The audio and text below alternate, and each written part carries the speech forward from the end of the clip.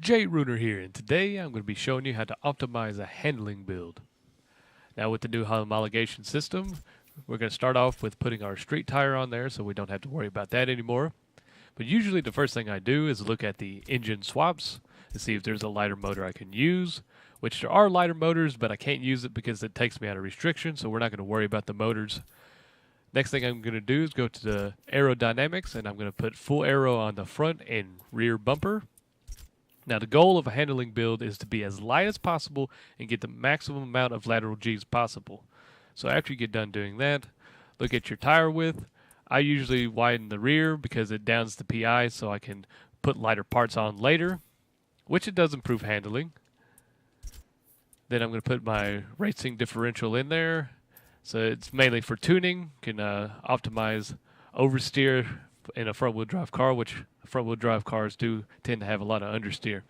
Next thing I'm going to do is upgrade the brakes because you can lose weight there. Suspension is always important, especially on the tuning aspect.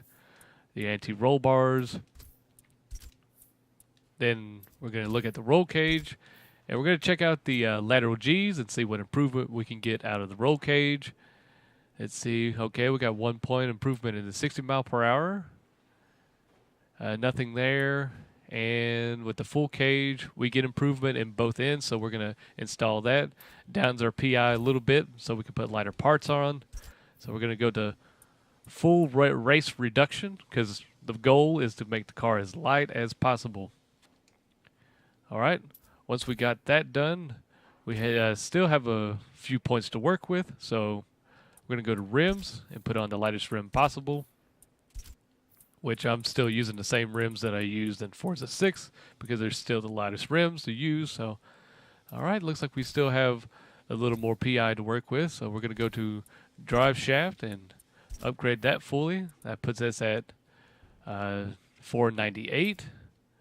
All right, and another lightning part you can put on there is a flywheel, which that's only 4 pounds, which will bring us to 2,740 pounds and gives us a pretty good build of a 5.2 handling, which this car can only do that because of its weight.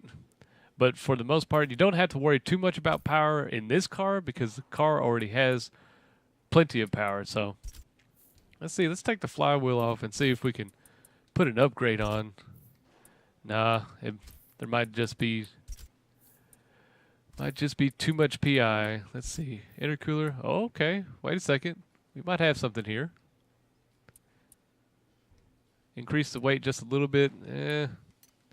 The thing is, you don't want to lose any lateral G's, but don't be afraid to experiment because right here it gives me 5 horsepower and brings me up to 268 horsepower. And it puts me 1 point over. I can always increase the rim size, to take that 1 point off. So it looks like that's the maximum weight we're going to be able to get off the car at 2,740 pounds, which that's not bad. The power is not too bad. The acceleration, it's a little low for a handling car, but it is a Mazda. It's a little weighty, but it's not a bad car. So this has been Jay Runer.